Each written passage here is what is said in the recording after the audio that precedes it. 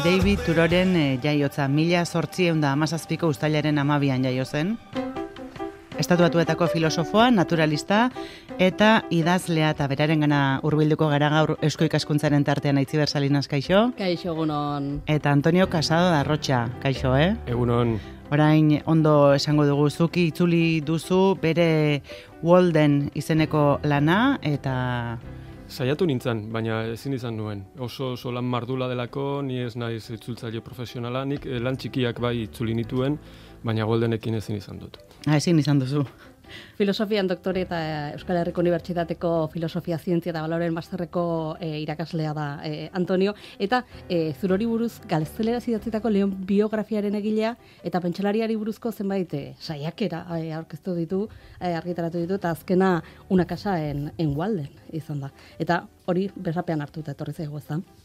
Bai, hala da, liburuarekin hementxe neukat. Nola ezagutu zenuen zuk zuro? Ja, aspaldi, 18 urte nituela, gutxi gora bera, badakizu soldaduzka, hemen justu garai horretan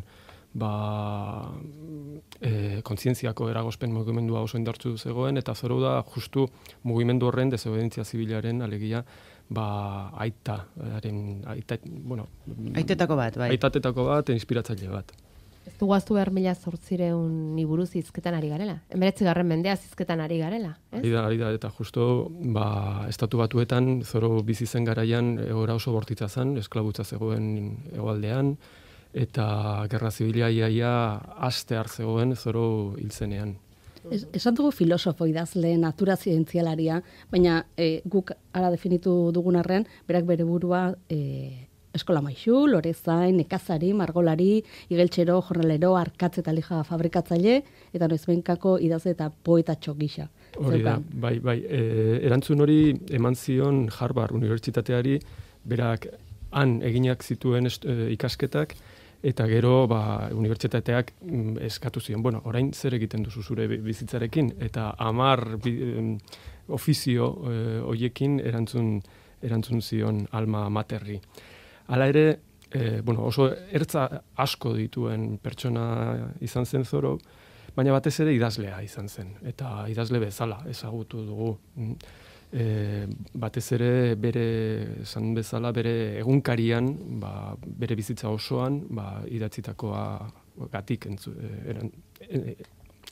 ulertu edo ezagutu izan dugu. Arantxa, irakurreko aldi guzu zogok idatzitako puskaren bat. Bai, Walden aipatu dugu hor, eta esan behar dugu, eta igual komeni da hori azpimarratzea, ez?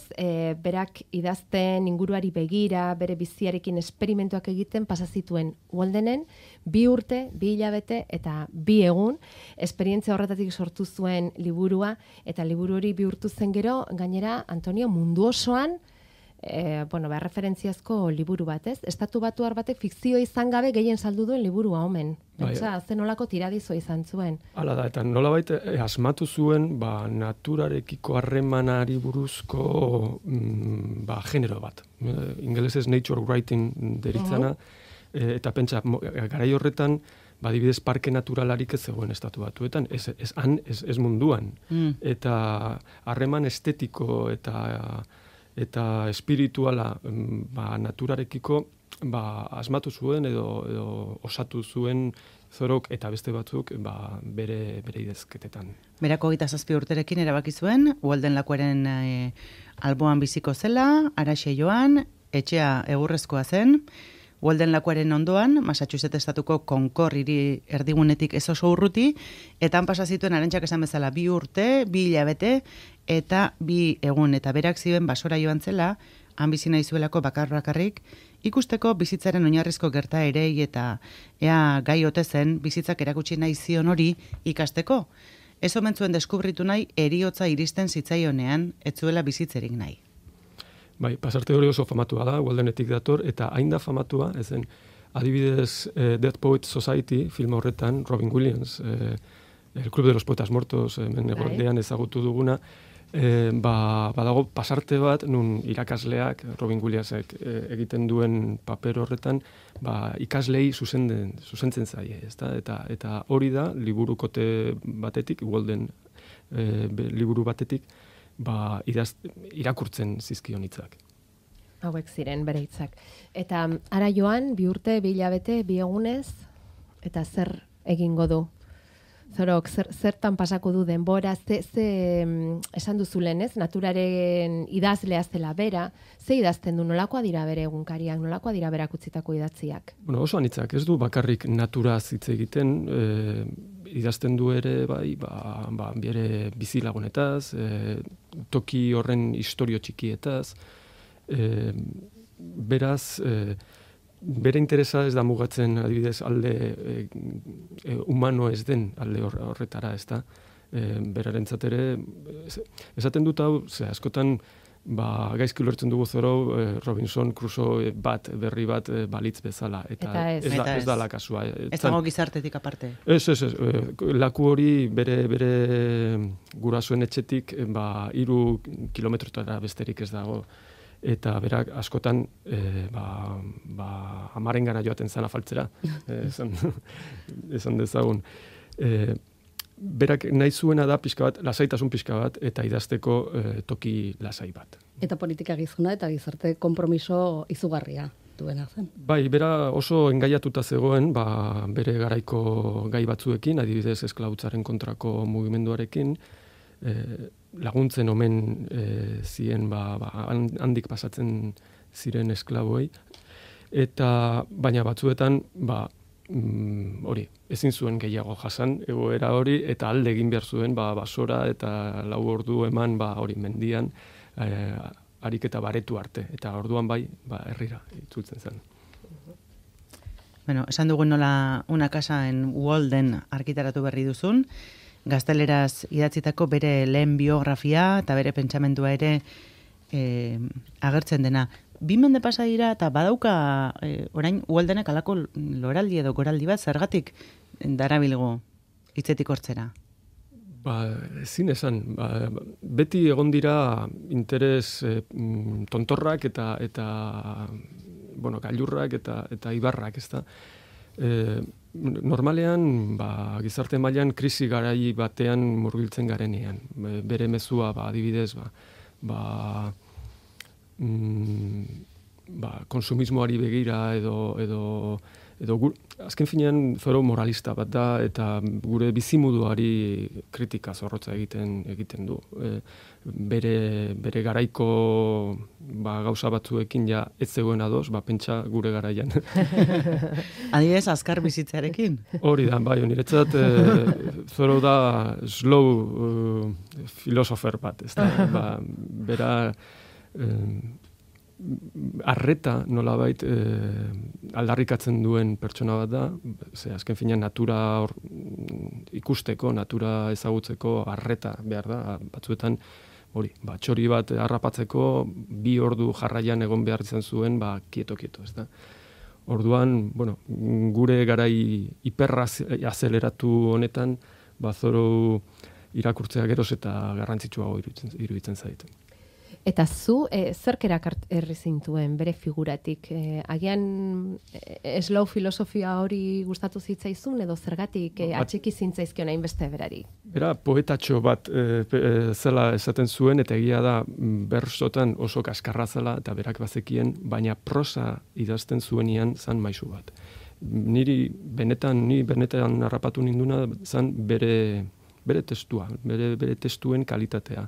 Oso beti hitz joko ez beteta, esan nahi maila asko, eta alde horretan ezin oso agortezina da idazle bezala, klasiko handi bat, niretzat. Esan duzu nola slow filosofiaren aitatzat hartu genezaken, naiz eta garai hartan slow filosofia termino bezala etzen existituko jakina, eta hori bezala eredu jasangarrien titulu ere jarri ezaioke, ez da? Bai. Horregatik beti identifikatu dute ekologiaren zorrerarekin, ez da? Eta bera nola bizi zen? Walden 2 urte horietan. Esan dut, alde batetik, ez zala beti bakarrik egoten, baina, bazuen bere reputazioa, ez dakit nola esan, ez da? Batzuetan, hori izan, eguraldiari buruz edo animaliai buruz hitz egiteko pertsona egokia. Baina eta oso tipoa mañoso eta hori etxe bat konpondu nahi baduzu zor hori deitu berak badaki 11 gauza egiten, ezta. Ja, bazekien zeukanarekin bizimodu aurrera ateratzen, ez? Soiltasuna. Etzan erresa izan, hasieran berak idazle profesionala izan nahi zuen, ez zitzaion ondo atera, bere lehenengo liburua oso gaizki saldu izan zen, eta horren ondorioz, Walden idazten eta berri idazten eman zituen 7 urte. Eta ironikoa... Beldurri izango zen, ez? Berriz ere... Bueno, editoreak etzion argitaratu nahi, baina hala gertatzen da batzuetan, Zororen porrota bihurtu zen Waldenen arrakasta. Hainbeste revisio egin ondoren, testua asko betu zen. Hortaz, txorien moko mogimendu bakoitza bezala gero letra bakoitzari ere hainbeste behiratu berri zantzio. Bai, eta dena eskuz, garai horretan makinarik ez. Desobedientziaren aita, ekologismoaren aita, edo aita, edo aintzindari, edo bestela ez, izendatu dugu, edo izan zitekeena. Seme alabarik ez zuenez, beti osaba Henry deitzen diogu, osaba mutilzar bat. Galdetu nahi nizun, gaur egungo gizartera nola egokituko litzateke? Nik batzuetan irudikatzen dut Peio Zabalaren antzarekin.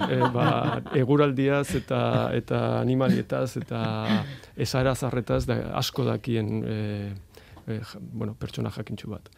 Urtaro aldaketan nola hasiko teluke? Gaur goizean intzetan biluzik etzan da, igual? Bai, edo auskalo, agian ohitura zarrak bere egunkarian jasotzen. Bera, adibidez, hango indioekin, hango natiboekin, Konkorden ja ziren apenas gelditzen, baina berak txangoak egiten zituen beraiekin hitz egiteko eta beren ohiturak ezagutzeko.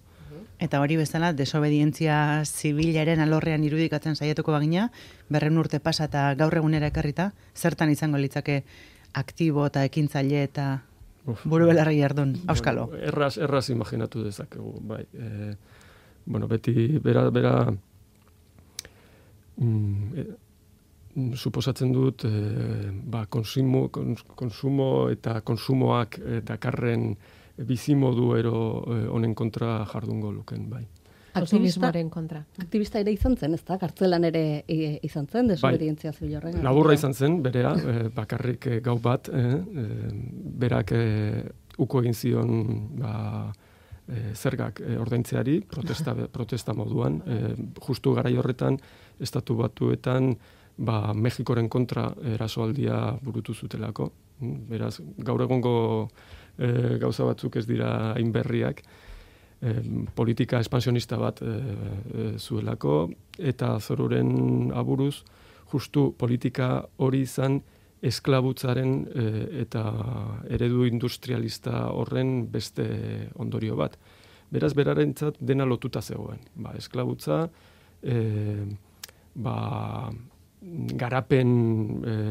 garapena eta materialismoa, nola baita esatearren, eta hori, Mexikon gertatzen ari zen erasoaldi hori. Hortaz, erraz imaginatu dugu, Trumpen politiken kontra eginez gaur egun, arresiaren kontra eginez, baina aldi berean, Trumpek arresi hortan jarri nahi dituen eguzkipanera defendatuz. Bai, komplexua da zeren, klaro, batzuen arabera anti-Trump izan daiteke Zoro, ezta? Baina Trumpen arrakastaren atzean badaude elementu batzuk Zororen idazketan eta ikuspegi politikoan daudenak, adibidez, hori, gobernuari mesfidantza.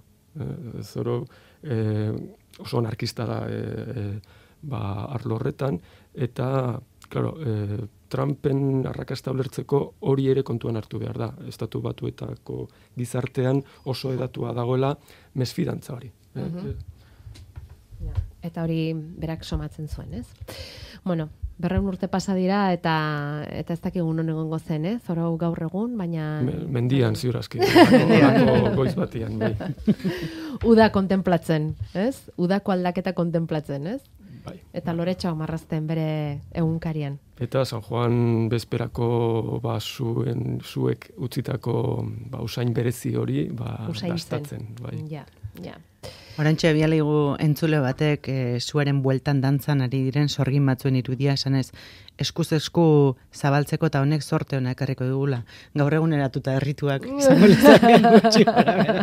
Digitalizatuak ere bai, ez? Antonio Casada Arrotxa, filosofian doktore, EHUko filosofia, zientzia eta balore masterreko irakaslea, eta Amara unean behin baino gehiagotan izan duguna, gaur ere plazera izan da, zurekin pixka bat mantxoago izketan jardutea. Baita niretzat ere. Tarteka ondo sartzen zaigu, Urrena Pello Zabalarekin hasten zarenean, Arantxa, zogo etorreko zaigu. Foro esaten. Aitziber Salinas, eskerrik asko. Ondo pasada, urrak. Eusko ikaskuntzaren tartean gaur azkena, gaur mundu guztiari ari gara esan ez, oporronak izateko? Aulkiari begiratu beharko diogu, uda honetan. Zeri? Aulkiari, gure aulkiari galderak egiteko. Aulkiari begiratu. Banketatxoari, bai, lehena aipatutakoa. Saiatuko gara. Samarak esan duen bezala. Eskerrik asko eta uda hon.